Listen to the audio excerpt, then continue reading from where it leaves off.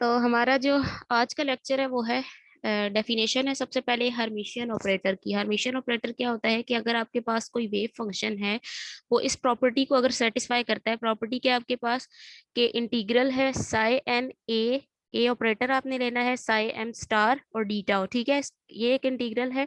अगर ये आपके पास इक्वल हो जाए साई एम स्टार, यानी ये साई एम पहले आ जाए, ए के ऊपर स्टार आ जाए और साई एन डी टाउ, तो अगर ये इंटीग्रल आपस में सेटिस्फाई होता है, ठीक है, यानी ये दोनों साइड्स आपस में इक्वल आ जाती हैं, तो ये जो ऑपरेटर ए होता है इसको हम कहते हैं कि ये आपके पास हर्मिशियन ऑपरेटर है। इसकी एक और एग्जांपल आगे एक और वे में इसको डिफाइन किया हुआ है कि अगर आप साई एम और साई एन में कंफ्यूज हो रहे हैं तो आप साई और फाई दो आप वेव फंक्शन ले लें। ठीक है, साई ए फाई स्टार इक्वल टू आपके पास हो जाए फाइव स्टार ए डैगर, सॉरी ए स्टार साई डी टाउ। ठीक है, तो अगर ये कंडीशन आपके पास सेटिस्फाई होती है तो ये जो ऑपरेटर होता है ए, इस ऑपरेटर को आप कहते हैं हर्मिशियन ऑपरेटर। नेक्स्ट डेफिनेशन है आपके पास एडजॉइंट ऑफ एन ऑपरेटर। किसी भी ऑपरेटर का अगर आपने एडजॉइंट लेना है तो आप किस तरह से लेंगे। एडजॉइंट का मतलब है कि आपके पास अगर ये ऑपरेटर ए है तो आप इसके ऊपर इस तरह से यू एक साइन डालेंगे, इस साइन को आप कहते हैं डैगर। ठीक है, तो बाय रिलेशन आपके पास ये होगा minus infinity to infinity A psi asterisk phi D tau होगा। तो इसको आप ओपन किस तरह से करेंगे कि जो साई स्टार है वो स्टार्ट में आ जाएगा और ये जो ऑपरेटर है इस ऑपरेटर के ऊपर डैगर आ जाएगा। ठीक है, जो आपने कॉन्जुगेट लिया वो आपके पास क्या हो जाएगा, साई स्टार पहले हो जाएगा, दोनों की जगह चेंज हो जाएगी, साई स्टार पहले आ जाएगा और ए डैगर बाद में आ जाएगा और फाई आपके पास अपनी पोजीशन पे ही रहेगा। तो ए जो है आपके पास हर्मिशियन ऑपरेटर है। अगर ए आपके पास हर्मिशियन ऑपरेटर है तो इसका मतलब है कि ए डैगर आपके पास ए के बराबर होना चाहिए, यानी एडजॉइंट ऑफ ए आपके पास ए के बराबर होना चाहिए। तो आप इस ऑपरेटर को कहेंगे कि ये ऑपरेटर आपके पास हर्मिशियन ऑपरेटर है। हर्मिशियन ऑपरेटर की आपके पास कुछ प्रॉपर्टीज हैं। सबसे पहली प्रॉपर्टी आपके पास क्या है कि sum of two Hermitian operators is Hermitian. ठीक है, दो हर्मिशियन ऑपरेटर्स का अगर आप सम करेंगे तो आपके पास हर्मिशियन ऑपरेटर ही आएगा। ये प्रॉपर्टी हम अभी आगे चल के प्रूव भी करेंगे। नेक्स्ट आपके पास जो सेकंड प्रॉपर्टी है वो क्या है कि product of two commuting Hermitian operator is Hermitian.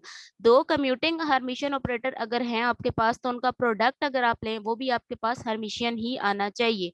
Third property है आपके पास कि eigen value of Hermitian operators are real, के हमेशा आप जब भी आइगन वैल्यू इक्वेशन लगाएंगे, आप उसकी आइगन वैल्यूज निकालेंगे हर्मिशियन ऑपरेटर की, तो वो हमेशा आपके पास रियल नंबर आएगा, कॉम्प्लेक्स नंबर नहीं आएगा। उसके बाद है two eigen functions of Hermitian operator belonging to distinct eigen values are orthogonal. आपके पास जो दो आइगन फंक्शंस है हर्मिशियन ऑपरेटर के, ठीक है, उसकी दो डिस्टिंक्ट आइगन वैल्यूज अगर हैं तो वो आपके पास क्या होंगे, ऑर्थोगोनल होंगे। Total probability density of a wave function is constant if and only if the Hermitian, if and only if the Hamiltonian of a system is Hermitian। आपके पास क्या है कि जो टोटल प्रोबेबिलिटी डेंसिटी है किसी भी वेव फंक्शन की वो हमेशा कांस्टेंट रहेगी। कब कांस्टेंट रहेगी, कंडीशन आपके पास क्या है कि Hamiltonian of the system Hermitian होना चाहिए। ठीक है, तो आपके पास इसकी प्रोबेबिलिटी डेंसिटी की वैल्यू कांस्टेंट रहेगी। आपके पास पहला थ्योरम है यहाँ पर, बहुत इंपॉर्टेंट ये थ्योरम है। इसमें आपने क्या करना है, prove that eigen value of a Hermitian operator is a real quantity. ठीक है, अभी आपने एक प्रॉपर्टी पढ़ी कि आइगन वैल्यू जो है हर्मिशियन ऑपरेटर की वो आपके पास रियल वैल्यू होती है। ठीक है, रियल क्वांटिटी होती है। तो अब आपने इसको प्रूव करना है। तो इसके लिए हम देखो, सबसे पहले हम आइगन वैल्यू इक्वेशन लिख लेते हैं। आइगन वैल्यू इक्वेशन आपने लास्ट लेक्चर के अंदर देखी थी। आइगन वैल्यू इक्वेशन क्या है आपके पास, A psi n is equals to A n psi N. A n आपके पास क्या है, इसकी आइगन वैल्यू है और साई एन आपके पास क्या है, इसका आइगन फंक्शन है। ए आपके पास एक ऑपरेटर है जिसको आपने वेव फंक्शन साई एन के ऊपर ऑपरेट करवाया, तो आपके पास क्या आई, ए एन उसकी आइगन वैल्यू आई उस ऑपरेटर की। और ए आपको पता है, ये आपको कंडीशन गिवन है कि ए आपके पास हर्मिशियन ऑपरेटर है। ठीक है, तो अब आपने क्या करना है, इसके दोनों तरफ कॉम्प्लेक्स कॉन्जुगेट ले लें। ए के ऊपर स्टेरिक ले लें, साई एन के ऊपर भी स्टेरिक आ जाएगा, ए एन के ऊपर भी स्टेरिक आ गया, साई एन के ऊपर भी स्टेरिक आ गया। ठीक है, इस इक्वेशन को आपने इक्वेशन नंबर 2 का नाम दे दिया। ये जो पहली इक्वेशन थी दैट इज इक्वेशन नंबर 1 और ये जो इक्वेशन है इसको आपने इक्वेशन नंबर 2 कह दिया। अब आपने क्या करना है, इक्वेशन नंबर 1 को आप मल्टीप्लाई करें साई एन स्टार से और इसको इंटीग्रेट कर दें होल स्पेस के ऊपर। ठीक है, इक्वेशन नंबर 1 आपके पास थी ये वाली, इसको आपने क्या करना है, यहाँ पर भी आपने साई एन स्टार से मल्टीप्लाई कर देना है और यहाँ पर भी आपने इसको साई एन स्टार से मल्टीप्लाई कर देना है। ठीक है, यहाँ पर जब आप इसको साई एन स्टार से मल्टीप्लाई करेंगे और इसको उसके बाद इंटीग्रेट कर देंगे, इसकी होल स्पेस के ऊपर आपने इसको इंटीग्रेट करना है। तो ये देखें मैंने यहाँ पर ये लिखी हुई है इक्वेशन, ये ठीक है। आपने इसको इंटीग्रेट कर दिया। अब इसमें से देखो आपके पास ये जो ए एन है ये कांस्टेंट है, कांस्टेंट को आप इंटीग्रल से बाहर ले लो तो आपके पास इंटीग्रल के अंदर क्या बचेगा, psi N star psi n d tau. अच्छा, psi N star psi n d tau आपके पास प्रोबेबिलिटी डेंसिटी मान रही है, और वो प्रोबेबिलिटी डेंसिटी आपने पढ़ा था कि ये आपके पास इक्वल होती है 1 के। ठीक है, ये इंटीग्रल आपके पास 1 के इक्वल है। तो आपने क्या करना है, इसकी जगह पे जस्ट 1 लिखें तो ए एन वैल्यू बच गई। इसको आपने क्वेश्चन नंबर 3 का नाम दे देना है। अब आपने मल्टीप्लाई कराना है क्वेश्चन नंबर 2 को साई एन से। ठीक है, क्वेश्चन नंबर 2 मैं आपको दिखा देती हूँ अगेन, ये है क्वेश्चन नंबर 2। क्वेश्चन नंबर 2 को आपने साई एन से मल्टीप्लाई करा देना है। ठीक है, इसमें साई एन स्टार पहले से आ रहा था, आपने इसको साई एन से मल्टीप्लाई करा दिया। इसमें साई एन था तो आपने साई एन स्टार से मल्टीप्लाई करा दिया। ठीक है, अब आप इसको मल्टीप्लाई कराएं, इंटीग्रेट कराएं, इंटीग्रेट करवाने के बाद आपके पास ये क्वेश्चन आएगी। इसमें से आपने ए एन स्टेरिक को बाहर ले लेना है। ए एन स्टेरिक को जब आप इसमें से बाहर लेंगे तो आपके पास क्या आएगा, psi N star D tau. ठीक है, और ये जो है वो आपके पास ये इंटीग्रल आपके पास इक्वल हो जाएगा किसके, 1 के इक्वल हो जाएगा अगेन। तो आपने इसको भी क्या लिख लिया, ए एन स्टेरिक लिख लिया, और इस इक्वेशन को आपने क्या नाम दे दिया, इक्वेशन नंबर 4 का नाम दे दिया। ठीक है, इक्वेशन नंबर 4 और इक्वेशन नंबर 3 जो अब आपके पास आई है, अब आपने क्या करना है, इनको आपस में सब्ट्रैक्ट करना है। सब्ट्रैक्ट करेंगे तो आपके पास ये जो थी फर्स्ट इक्वेशन थी आपके पास, ये फोर्थ वाली में से आपने थर्ड वाली को सब्ट्रैक्ट कर देना है। ठीक है, ये क्वेश्चन नंबर 4 की लेफ्ट हैंड साइड और ये क्वेश्चन नंबर 3 की left hand side equal to आ जाएगा A n steric minus A n. तो अब आपने क्या करना है, हर्मिशियन ऑपरेटर वाली हर्मिशियन की प्रॉपर्टी यूज करनी है सेकंड इंटीग्रल के ऊपर। सेकंड इंटीग्रल पे जब आप ये प्रॉपर्टी लगाएंगे तो आपने क्या देखा था कि हर्मिशियन ऑपरेटर की डेफिनेशन आपने ऊपर पढ़ी थी। यहाँ पर एक दफा इसको दोबारा से देख लें, ये थी psi N A psi M star था ना, तो आपने इसको किस तरह से लिखा था, साई एम स्टार ए स्टार साई एन। ठीक है, इस तरह से लिखा था आपने इसको। अब आप देखो यहाँ पर आपने इसी तरह से इसको यूज करना है। यहाँ पर आपने इसको इसी तरह से आपने इस प्रॉपर्टी को यूज करना है। आपके पास क्या था, साई एन स्टार ए साई एन था। ठीक है, तो आपने इसको क्या कर दिया, साई एन पहले आ गया, ए स्टार और साई एन स्टार यहाँ पर चला गया। ठीक है, तो ये आपके पास दोनों सेम हो गए। जब दोनों सेम हो गए तो आपने इन दोनों को कैंसिल कर देना है, कैंसिल हो जाएंगे, एक दूसरे के इफेक्ट को कैंसिल कर देंगे। आपके पास जस्ट क्या बचेगा, a n steric minus A n बचेगा। तो a n steric minus A n equal to 0 हो गया, और यहाँ से आप ए एन को उठा के वहां इक्वेशन की दूसरी तरफ ले जाए तो a n asterisk equal to A n आ गया।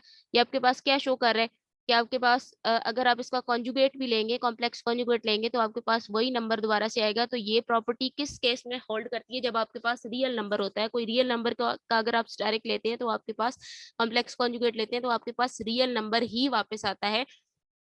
तो ये आपके पास यहाँ से पहला जो थ्योरम था वो आपके पास प्रूव हो गया कि eigen value of Hermitian operator is always a real quantity. Theorem 2 है आपके पास कि prove that eigen function corresponding to different eigen values of Hermitian operator are orthogonal. ठीक है, ये भी आपने प्रॉपर्टी एक पढ़ी है कि eigen function corresponding to different eigen values of Hermitian operator are orthogonal. ठीक है, अगर आइगन फंक्शन है कोई, उसकी दो डिफरेंट आइगन वैल्यूज आ रही हैं किसी हर्मिशियन ऑपरेटर के लिए, तो आपके पास क्या होगा, ऑर्थोगोनल होना चाहिए। तो आपने क्या किया, कंसीडर कर लिया, आइगन वैल्यू इक्वेशंस ले लें, आपने ऑपरेटर को साई एन के ऊपर ऑपरेट करवाया तो आपको ए एन आइगन वैल्यू मिली, और इसी ऑपरेटर को आपने किसी साई एम के ऊपर ऑपरेट करवाया, साई एम वेव फंक्शन के ऊपर ऑपरेट करवाया, तो आपको जो आइगन वैल्यू मिली दैट इज ए एम। ठीक है, अच्छा उसके बाद आपने क्या करना है कि अगर ए आपके पास हर्मिशियन ऑपरेटर है तो इसकी आइगन वैल्यूज जो होंगी वो हमेशा रियल होंगी, रियल क्वांटिटी होंगी। ये चीज आपने अभी प्रूव कर ली, और आपने इसकी प्रॉपर्टीज के अंदर भी ये पढ़ी। तो आपने क्या करना है, इसका कॉम्प्लेक्स कॉन्जुगेट लेना है। फर्स्ट जो इक्वेशन थी आपके पास उसका कॉम्प्लेक्स कॉन्जुगेट लेंगे तो a asterisk psi n asterisk equal to A n asterisk psi n asterisk, a n asterisk is equal to A n, तो आपने उसकी जगह पे ए एन लगा दिए। ठीक है, क्योंकि आपको पता है कि आइगन वैल्यूज जो हैं हर्मिशियन ऑपरेटर के लिए की वो रियल क्वांटिटी होती है। अच्छा, अब आपने ऑपरेट करवाना है दोनों साइड पे साई एम को, इसी इक्वेशन के दोनों साइड पे साई एम को ऑपरेट करवाएं, और उसके बाद आपने इसका होल इंटीग्रल ले लेना है। इंटीग्रल आप लेंगे जब तो इसके बाद आपके पास ये क्वेश्चन बचेगी, इसमें से आपने ए एन को बाहर ले लिया, psi N star D tau है, ठीक है। अब इसको इक्वेशन नंबर 4 का नाम दे दिया। इसको अभी हमने 1 के इक्वल क्यों नहीं लिखा, क्योंकि m और n दोनों डिफरेंट है। अगर दोनों n होते तो हम इसको, या दोनों m होते तो हम इसको इक्वल टू 1 लिख लेते यहीं पे ही। अच्छा, उसके बाद आपके पास जो क्वेश्चन नंबर 2 थी, क्वेश्चन नंबर 2 को आपने क्या करना है, ये क्वेश्चन नंबर 2 है, इसको आपने साई एम से, सॉरी क्वेश्चन नंबर 2 ये है, साई एन स्टार से आपने इसको मल्टीप्लाई कराना है, ठीक है। साई एन स्टार से मल्टीप्लाई कराने के बाद आपने इसको इंटीग्रेट कर देना है होल स्पेस पे। जब आप इसको इंटीग्रेट करेंगे तो आपके पास ये क्वेश्चन नंबर 5 आएगी। अब आपने क्या करना है, इक्वेशन नंबर 5 में से 4 को सब्ट्रैक्ट करना है, ठीक है। क्वेश्चन नंबर 4 है और क्वेश्चन नंबर 5 है, ये मैंने लिखा हुआ है 5 माइनस 4। तो आपने 5 में से 4 को सब्ट्रैक्ट करना है, तो आपके पास क्या होगा, यहाँ पर देखेंगे आपके पास आ गई psi m a psi N star, sine star equal equal to है a m psi M star minus A n psi N star, ठीक है। ये इक्वल का साइन है यहाँ पे, और ये पूरी लेफ्ट हैंड साइड है, ठीक है। ये पूरी, ये दोनों टर्म्स जो ऊपर नीचे लिखी हुई है, और ये जो आपके पास है ये राइट हैंड साइड है। अच्छा, अब आपने क्या करना है, इसके ऊपर हर्मिशियन प्रॉपर्टी अप्लाई करनी है on first integral. First integral के ऊपर आपने हर्मिशियन प्रॉपर्टी अप्लाई करनी है इस वाले के ऊपर। तो ये बन जाएगा आपके पास,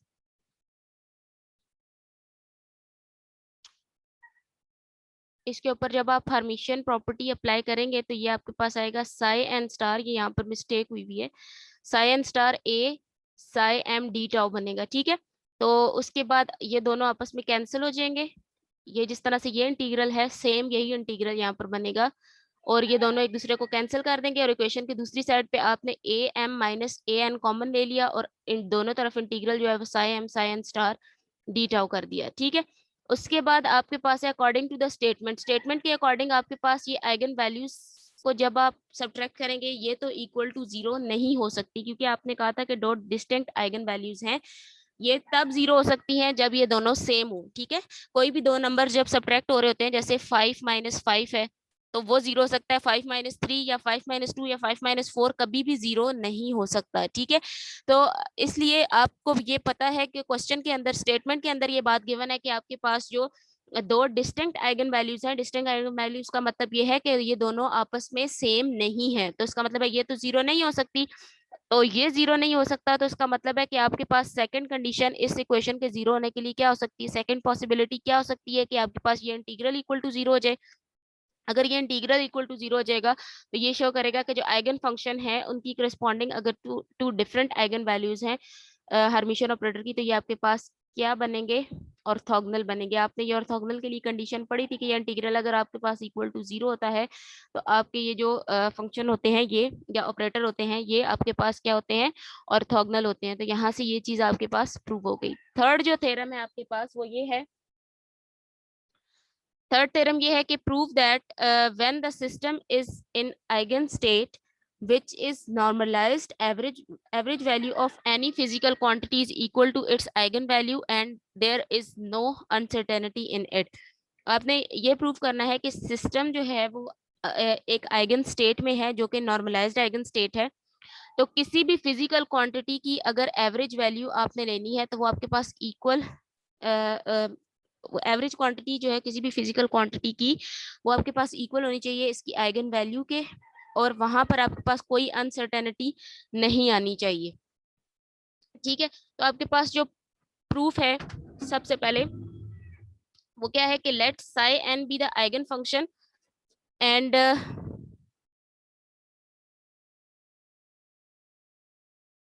A is the operator representing physical value and then eigenvalue equation is given by A psi n is equals to A n psi n, ठीक है। तो आपके पास psi n जो है आपने कोई भी आइगन फंक्शन लिया, और A आपके पास क्या है, एक ऑपरेटर है जो कि रिप्रेजेंट कर रहा है किसी फिजिकल वैल्यू को, और एगन वैल्यू इक्वेशन उसके लिए अगर आपके पास है वो क्या है, a psi n is equals to A n psi n. इसको इक्वेशन नंबर 1 आप कह दें। एवरेज वैल्यू और expectation value is defined as, average value या एक्सपेक्टेशन वैल्यू आपके पास जो है वो आपने उसको अगर आप किस तरह से डिफाइन करते होते हैं, एवरेज वैल्यू को आप लेते हैं साई एन स्टार ए साई एन डी टाउ। ठीक है, ये पिछले लेक्चर्स के अंदर हमने एवरेज वैल्यू या एक्सपेक्टेशन वैल्यू निकालनी देखी थी। अब आपने क्या करना है, इसको आपने यूज करना है इक्वेशन नंबर 1 को यहाँ पर यूज करें।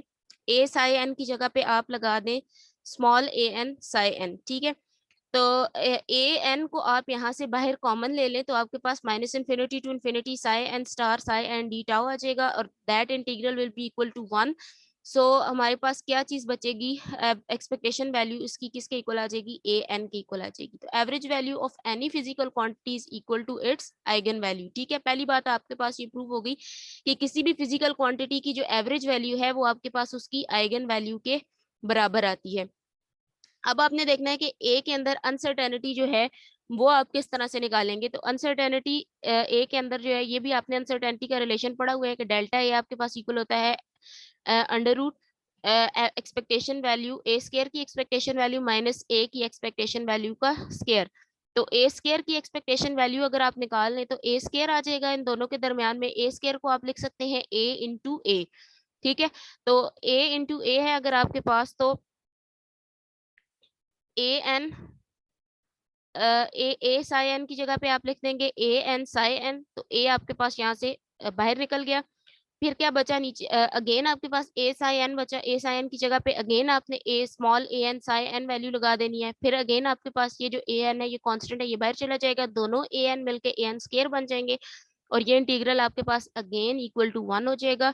तो इसकी जो ए स्केयर की एक्सपेक्टेशन वैल्यू है वो आपके पास आ गई, किसके इक्वल आ गई, वो ए एन स्केयर के इक्वल आ गई। तो आपने क्या करना है, 3 एंड 5 को इक्वेशन नंबर 4 के अंदर आपने यूज करना है। 4 के अंदर जब आप यूज करेंगे तो इसकी वैल्यू भी ए एन स्केयर है और उसकी ए एन वैल्यू आई थी, तो ए एन का स्केयर करेंगे तो ए एन स्केयर बन जाएगी। तो a n square minus A n square is equal to 0। तो यहाँ पर देखें आपके पास कोई भी अनसर्टेनिटी ए के अंदर नहीं आ रही। तो यही चीज आपने प्रूव करनी थी। नेक्स्ट जो है वो आपके पास प्रॉब्लम है, for any two operators A and B show that A dagger का डैगर आपके पास इक्वल होता है ए के, और A B whole dagger is equal to B dagger A dagger. ठीक है, ये जो साइन होता है इसको मैंने अभी आपको पहले भी बताया कि डैगर बोलते हैं।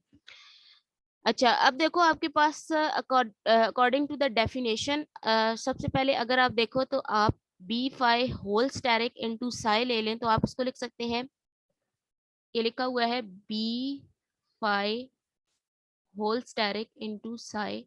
ये आपके पास इक्वल होता है integral phi star B dagger psi के। ठीक है, साथ में डी टाउ इसके साथ तो इंटीग्रल का और अच्छा, phi dagger phi asterisk B dagger psi D tau को अकॉर्डिंग टू द डेफिनेशन, ये अभी अभी स्टार्ट में आपने डेफिनेशन पढ़ी उसके मुताबिक आप इसको लिख सकते हैं B asterisk phi asterisk psi D tau. अब आप क्या करो, यहाँ पर यूज कर लो बी की जगह पे आप यूज कर लो ए डैगर। ठीक है, बी की जगह पे अगर आप ए डैगर यूज कर लें तो इधर क्या आ जाएगा, बी डैगर था तो इसकी जगह पे बी की जगह पे आपने क्या लगा दिया, ए डैगर होल डैगर आ जाएगा। ये चीज एज इट इज रहेगी। यहाँ पर आपने क्या करना है, इस बी स्टेरिक की जगह पे आपने लिखना है a dagger whole asterisk phi asterisk psi D tau. ठीक है, तो जब आप इसको चेंज करके लिखेंगे, मतलब ये आपके पास जो इक्वेशन है ये होल्ड करती है किसी भी साई या फाई वेव फंक्शन के लिए। अब देखो ये आपके पास अगेन आपने वही डेफिनेशन लगानी है जो आपने ऊपर डेफिनेशन लगाई थी कि आपके पास क्या आया था, फाई फाई स्टेरिक आपके पास स्टार्ट में आ गया, और ए डैगर के ऊपर स्टेरिक जो था वो उसके ऊपर एक और स्टेरिक आएगा और वो स्टेरिक यहाँ से कैंसिल हो जाएगा। ठीक है, वो स्टेरिक कैंसिल हो गया यहाँ पर, तो आपके पास क्या बचा, ए डैगर का whole dagger is equals to A dagger, और ए डैगर आपको पता है कि ये हर्मिशियन ऑपरेटर है तो ये आपके पास ए के बराबर ही आ जाएगा। बाय डेफिनेशन आपके पास जो सेकंड पार्ट है इसका, उसको उसके ऊपर आपने डेफिनेशन लगानी है कि phi asterisk A B whole dagger psi D tau लगाएंगे। तो इसको डेफिनेशन के अकॉर्डिंग आप लिख सकते हैं कि A B asterisk phi asterisk psi D tau. ठीक है, फाइव वहां पर चला गया और ए बी स्टेरिक यहाँ पर आ गया।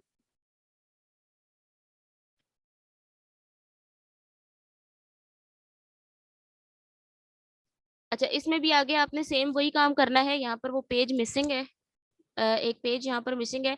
आपने अगेन वही काम करना है जो आपने यहाँ पर किया, ठीक है।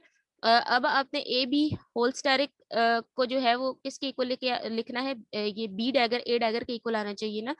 तो अब आपने क्या करना है, अगेन इसके ऊपर जब डेफिनेशन लगाएंगे, जिस तरह आपने पहली वाले पार्ट में ये काम किया था कि आपके पास आ रहा था ए डैगर का asterisk, phi asterisk psi D tau था, ठीक है। तो अब आपने यहाँ पर क्या करना है, ए बी का होल स्टेरिक है तो आप इसके ऊपर अगेन डेफिनेशन लगाओगे, तो ये बन जाएगा phi asterisk A B asterisk, A B dagger और साई, और ए बी डैगर जो है वो आपके पास इक्वल होगा बी डैगर ए डैगर के। तो ये दोनों आपस में फाइव स्टेरिक और साइज स्टेरिक सेम आ गए, फाइव स्टेरिक और साइज स्टेरिक कैंसिल हो जाएंगे दोनों तरफ से, जिस तरह आपने यहाँ पर किया था। तो आपके पास ए बी का होल डैगर इक्वल आ जाएगा बी डैगर ए डैगर के, ठीक है। तो ये जो है वो आपको एक दफा दोबारा से जो है वो मैं इसका इमेज सेंड कर दूंगी, जहाँ पर ये सॉल्व हुआ है पूरा। मैं इसको आपको बता दूंगी।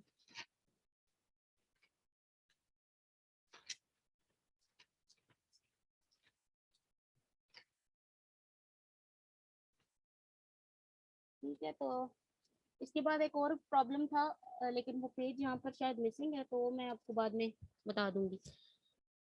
नेक्स्ट है आपके पास time independent Schrodinger wave equation. Ma'am इतना काफी है ना, बहुत ज्यादा कोर्स है। मैम मिड के लिए इतना काफी है, बहुत ज्यादा है।